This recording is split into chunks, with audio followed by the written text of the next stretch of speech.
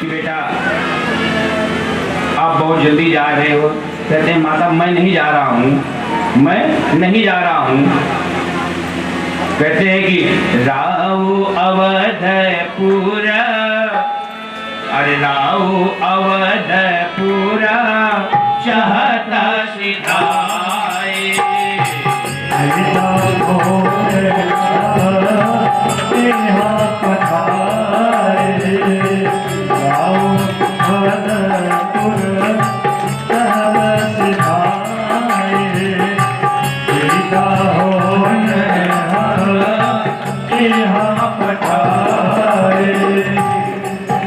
कहते हैं माता हम तो रुकना चाहते थे, पर पिताजी ने कहा कि जाओ माताजी से आदेश लेकर आओ, इसलिए मैं आया हूँ। इतने माता सुनेगा विनती करते हुए हाथ जोड़कर प्रार्थना करती है।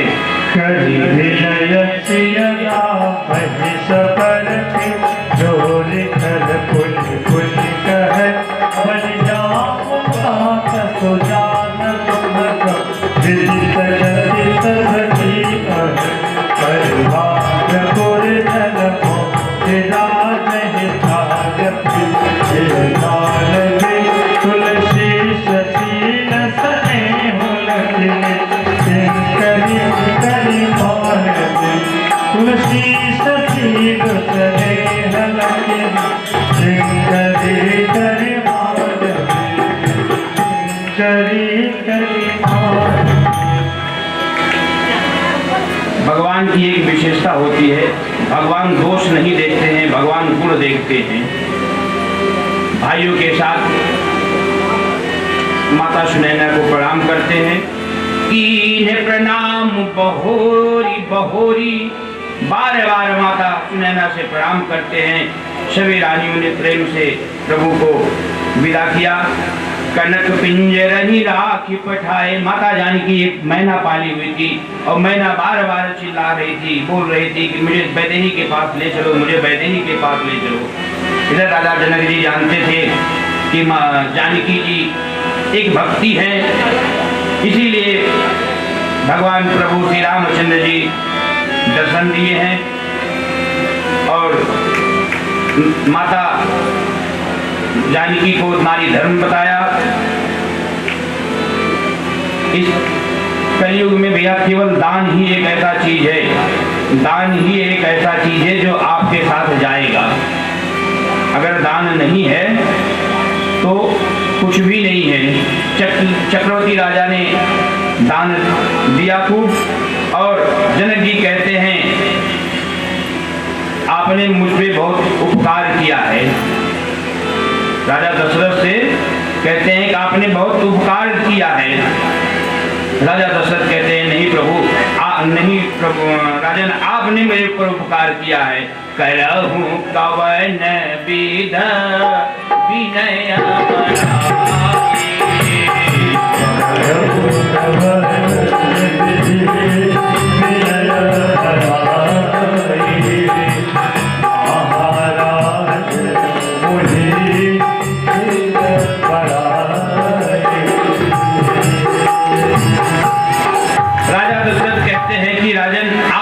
बड़े हो।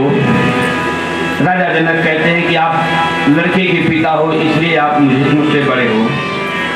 दशरथ जी कहते हैं कि नहीं, हमेशा देने वाला बड़ा होता है, लेने वाला छोटा होता है। आपने मुझे कन्या अपनी दी है, इसलिए आप मुझसे बड़े हुए। पहली बार जनक जी ने कुछ मांगा और जनक जी का मन, भगवान राम से जनक जी ने पहली बार कुछ मांगा। प्रभु ने कहा बोलिए। जनक जी कहते हैं कि महाराज मेरा आपके चरणों में हमेशा भक्ति बनी रही, मैं आपसे यही प्रार्थना करता हूँ। और बारात सीधा अयोध्या पहुँचती है, अयोध्या धाम।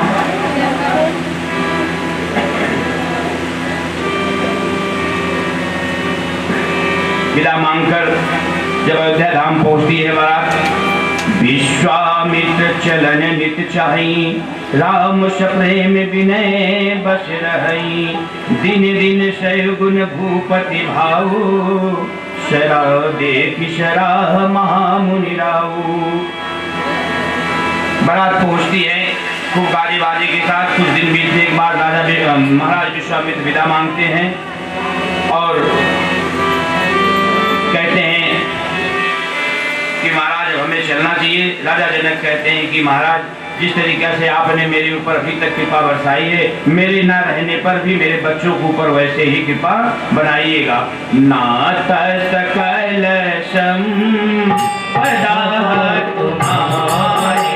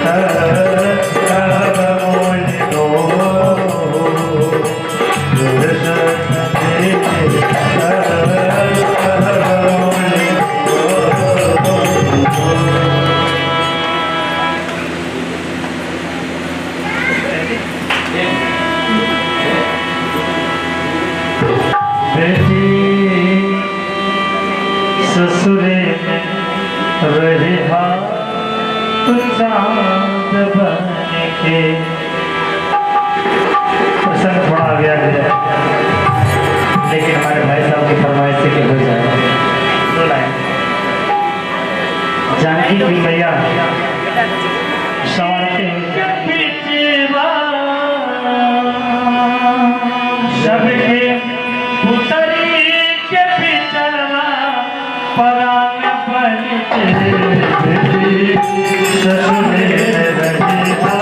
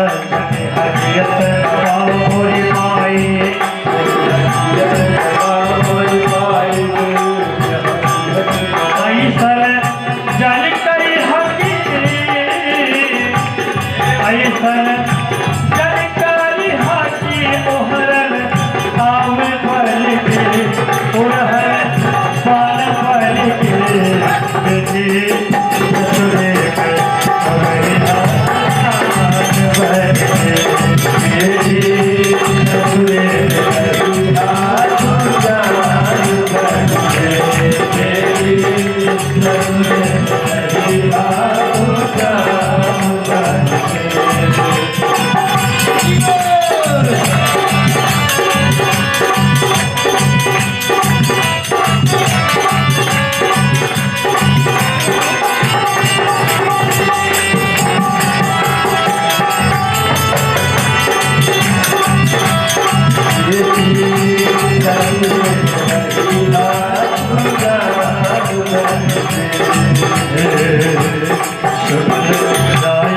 तोहर पढ़ाई जाई तब फुलाई बदल जाई तोहर पढ़ाई जाई तब फुलाई ऐसन करी है सबसे प्यार तोहरा बिन लागी धनियार ऐसन करी है सबसे प्यार तोहरा बिन लागी धनियार ऐसन सबके उठावा के लगी सबके होठे लगा कि पुराण बन के ससुरे में उड़हा बन के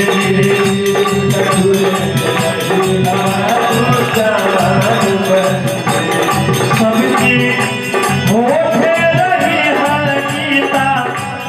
सबकी होठे रही है गीता पुराण पढ़ के बेटे ससुरे में उड़हा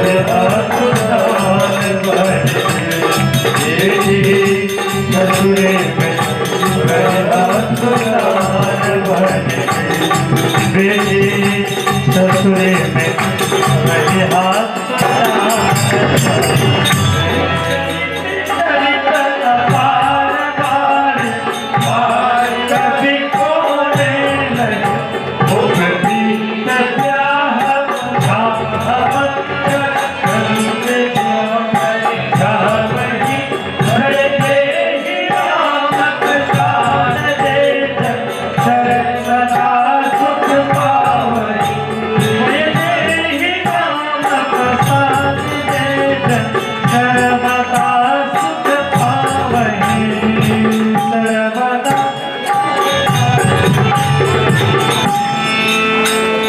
रघुवीर विबाहु जे सप्रेम गावहि सुनहि तीन कहु सदा उछाहु मंगलायतन राम जसु। श्री सीताराम रघुनाथ जी का विवाह जो सुनेगा जो गाएगा उसके जीवन में हमेशा आनंद उत्साह रहेगा। बोल सीतारामचंद्र भगवान की। अब वशिष्ठ जी महाराज के पुत्र वामदेव जो चक्रवर्ती राजा दशरथ जी को कथा सुनाई, वाणी को पवित्र करने के लिए भगवान का चरित्र गाया। कहते हैं जो बचपन में सीधा हो गया उसकी जवानी हमेशा अपने आप सीधी हो जाएगी। श्री अयोध्याकांड में बाबा ने भगवान को मूल बताया है। यदि मूल का विस्मरण हो गया तो जिंदगी में सब कुछ भूल जाओगे, पूरी जिंदगी ही खत्म हो जाएगी। पहले श्लोक में बाबा ने भगवान शंकर का वर्णन किया है, दूसरे श्लोक में बाबा बन जाने का वर्णन किया है और तीसरे श्लोक में प्रभु भगवान श्री रामचंद्र जी का वर्णन किया है। कहते हैं नीलांबुज श्यामल कोमलांगम सीता समायो चपितवामभागम आरो महासायक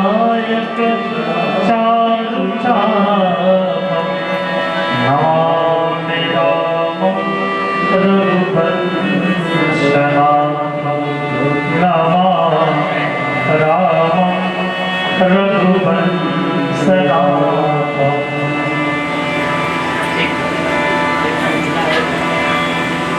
एक सूचना है। हेलो, कुछ जरूरी सूचनाएं हैं, आप लोग ध्यान रखिएगा। गाने में लेके चलते हैं। पहला दोहा बाबा ने लिखा है, श्री गुरु चरण सरोज रज। इस दोहे को सब लोग जानते हैं, सब लोग बोल सकते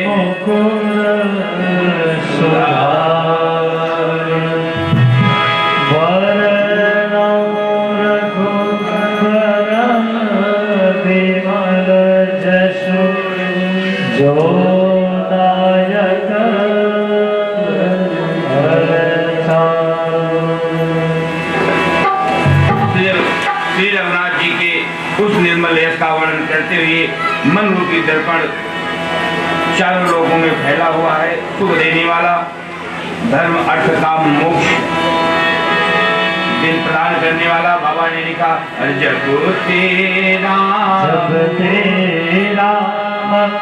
प्यारे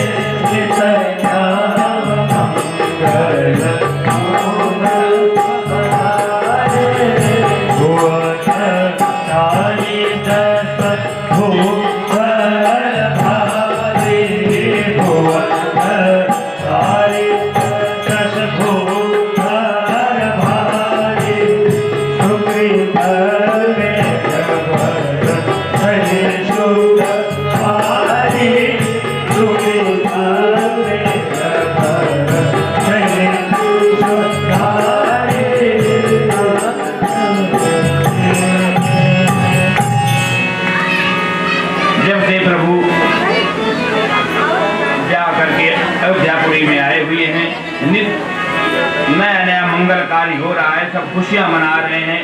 और रिद्धि सिद्धि संपत नदी सुहाई, उमग अवधि अम्बुद कहूं आई।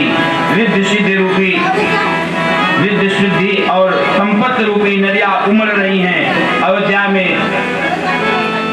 नगर में स्त्री पुरुष सब अच्छी तरह से मणियों से सजा दिए हुए हैं पूरे अयोध्या नगरी को। प्रमुदित हो ये देख सुनी राहु, माता मुदित होती हैं, जनता सुखी होती है और पिता प्रमुदित होते हैं। आप अक्षत युवराज पद, राम ही देव नरेश।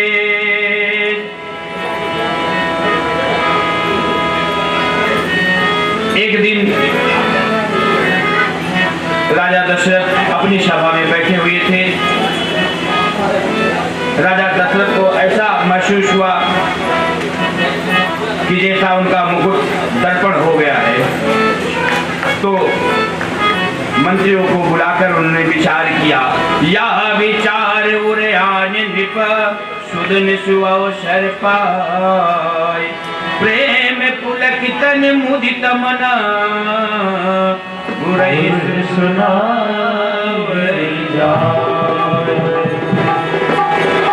लोगों ने सलाह दिया। राजा ने उचित निर्णय लिया कि राम को युवराज पद दे दिया जाए। शुभ दिन और सुंदर समय पाकर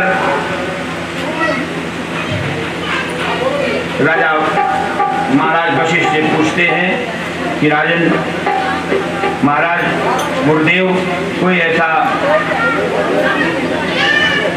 मूर्त निकालिए जिससे भगवान, जिससे राम का राज्याभिषेक हो जाए। गुरुजी कहते हैं, बेग विलंब न करई नृप, साजहि सबई समाज, सुदिन सुमंगल तबहि जब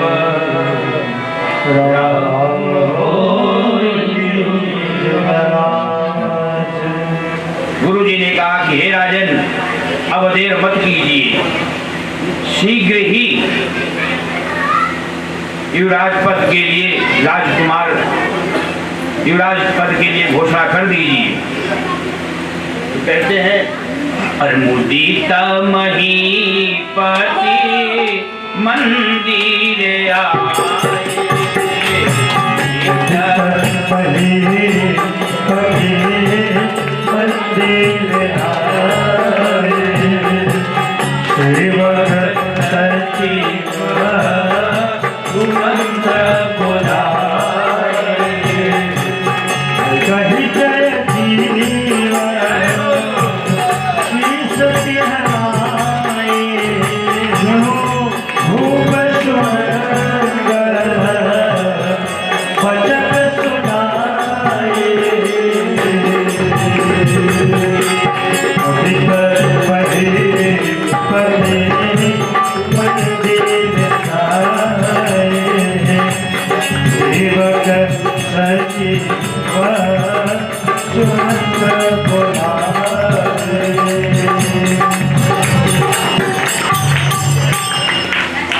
जब ब्रह्मचर्य को पूर्ण किया तब रहा मति के संयम में, तब रहा मति के संयम में, तब रहा करके वाणी आई।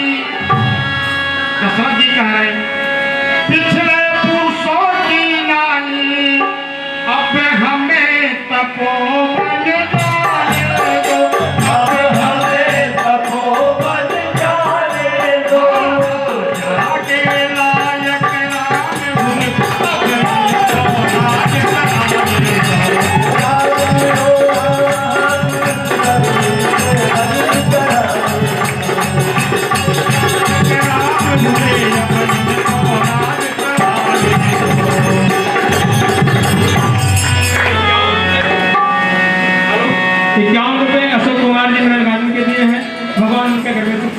तो सब जान ही रहे थे।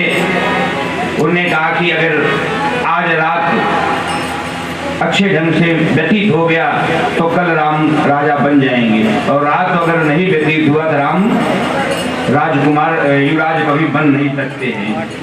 14वां साल तक तो नहीं बन पाएंगे, क्योंकि प्रभु को ये पता था, वशिष्ठ जी को ये पता था। तो राम 3 लोग ऐसे थे जिनको राम 3 लोग ऐसे थे जो भगवान राम का बन जाना जिनको पसंद नहीं था। पूरा संसार खुश था कि भगवान अयोध्या में रहें, लेकिन 3 ही लोग ऐसे थे जिनको ये खुशी नहीं हुई, वो चाह रहे थे भगवान बन जाएं। अब 3 लोग में कौन कौन थे? एक तो प्रभु खुद थे, वो चाहते थे कि मैं बन जाऊं। दूसरा मंथरा थी, और तीसरा सारे देवता थे। देवता भी ये चाह रहे थे कि प्रभु बन जाएं। जब तक प्रभु बन नहीं जाएंगे तब तक उद्धार होने वाला नहीं है। बन जाने की रचना प्रभु ने स्वयं बनाई थी, और कैकेयी ने अब इधर अयोध्यापुरी को खूब अच्छे ढंग से सजाया गया। प्रिय सिय राम कहा तुम रानी, राम है तुम प्रीशो पुरेवानी। रहा प्रथम अवते दिन बीते, समो फिरे रूप हो ही परीते। मंत्रा आती है। मंत्रा कैकेयी को बताती है कि महारानी, राजा 2 मुँहे वाले हैं, बड़े मीठे मीठे वचन बोलकर तुम्हें तो तुम्हारा सीधा स्वभाव समझकर उन्होंने राम को राजगद्दी दे रहे हैं, और भरत को ननिहाल भेज दिया और राम को राजगद्दी दे रहे हैं। और ये सब सलाह राम की माता कौशल्या ने दिया है। यह बात कैकेयी को बड़ा बुरा लगा। कैकेयी ने बड़ा अच्छा भला बुरा कहकर उसे समझाया, पर देवताओं के अनुरोध करने पर माता सरस्वती मंत्रा के जीवा पे जाके बैठ गई किसी न किसी तरीके से माता कैकेयी को समझा लेती है और कोप भवन में भेज देती है। माता कोप भवन में पहुंचती हैं। काफी समय हो जाने के बाद संध्याकालीन राजा दशरथ कोप कैकेयी के निवास महल में जाते हैं। वहां जब रानी को नहीं पाते हैं तो कैकेयी कोप भवन में जाके बैठी हुई थी। महाराज पहुंचते हैं कोप भवन में, कैकेयी से पूछते हैं क्या बात है। कैकेयी ना कुछ बोल रही हैं न कुछ दूर रही, सीधे साधे बैठी हुई थी। राजा ने कई तरीके से पूछा। फिर उन्होंने पूछा महाराज क्या भरत आपका पुत्र नहीं है। उन्होंने कहा कि हमारे पुत्र हैं, क्या बात है बताओ तो सही। पहले उन्होंने सौगंध दिलवाई प्रभु राम की, फिर उन्होंने अपना प्रश्न रखा कि आपने मुझे दो वरदान देने के लिए कहा था और अब वो समय आ गया है, उसी समय मुझे दोनों वरदान दे दीजिए। तो राजा दशरथ ने कहा बाकी कौन सा दोनों वरदान है। कहते हैं कि राम को भरत को राजगद्दी दे दीजिए और राम को 14 वर्ष का वनवास। इतने में राजा सहम गए। अब उनके मुंह से एक भी शब्द नहीं निकल रहा है। तब कैकेयी बोलती है कि महाराज अब तक तो बार बार कह रहे थे मांगो मांगो मांगो, जब हमने मांग लिया तब आप कुछ बोल ही नहीं रहे हैं। और राजन अपना सिर पीट पीट कर जमीन पर गिर गए। हा राम हा राम हा राम हा रघुनाथ। राजा राम राम रटते रटते प्रभु की याद में दशरथ जी बेहोश हो गए, गिर गए, व्याकुल हो गए। इधर विदावली भट्ट लोग गाना गा रहे थे, गीत गा रहे थे। तब सुमंत काफी देर हो जाने के बाद सुमंत जी महाराज को ढूंढते ढूंढते रनिवास में पहुंचते हैं। उनकी वो दशा देखकर दशरथ जी राम राम राम राम कर रहे थे। जब सुमंत जी पहुंचते हैं तो दशरथ जी कहते हैं कि सुमंत तुम राम को जल्दी बुला के लाओ। रव कुल के दीपक श्री रामचंद्र जी को अपने साथ लिवा के आओ। सुमंत जी जाते हैं। सुमंत जी को देखकर भगवान राम सुंदर वचन बोले। कहते हैं भगवान को सब पता ही था और माता पिता को संतुष्ट करने वाले प्रभु श्री रामचंद्र जी, सारे संसार को सुख देने वाले, सब कुछ जानते हुए भी उन्होंने सुमंत जी से पूछा। सुमंत जी बुलाए आपको। सुमंत जी ने कहा आपको राजन बुला रहे हैं, महाराज बुला रहे हैं। प्रभु पहुंचते हैं पिताजी के पास और पिताजी के पास जाके माता से बोलते हैं। माता क्या हुआ पूछते हैं। माता कहती है आप पिताजी से ही पूछ लो। कुछ समय पश्चात भगवान को सब पता चलता है। पिताजी का चरण स्पर्श करके, माताजी का चरण स्पर्श करके प्रभु बड़े खुश मन से माता कौशल्या के गोद में आते हैं। माता कौशल्या के पास आते हैं। माता कौशल्या कहती है पुत्र, पितृभक्त तो ही होता है जो पिता की बातों को माने, लेकिन सबसे बड़ा मातृभक्त होता है। अगर आपकी माता ने बन जाने को कहा है तो आपको बन जाना चाहिए। माता का अनुशासन पाकर माता का उसी समय जानकी जी वहां आती हैं और जानकी जी कहती हैं मैं भी आपके साथ प्रभु चलूंगी। अनेक प्रकार से माता उनको समझाती हैं। प्रभु समझाते हैं लेकिन माता जानकी मानती नहीं है। कहती है कि उस स्त्री का जीवन व्यर्थ है जो स्त्री अपने पति की सेवा ना कर सके। माता पिता जानकी भगवान जानते हैं, जान गए कि जानकी जी मानने वाली नहीं है। उन्होंने आदेश दिया ठीक है। फिर इतने में कहीं से लक्ष्मण भैया ने सुना। वो दौड़ते दौड़ते आते हैं, कहते हैं कि प्रभु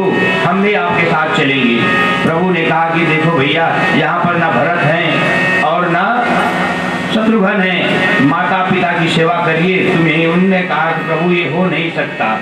प्रभु के बहुत समझाने के बाद भी लक्ष्मण जी नहीं समझे। तो लक्ष्मण जी कहते हैं प्रभु तुम ही मेरी नैया, किनारा तुम ही हो।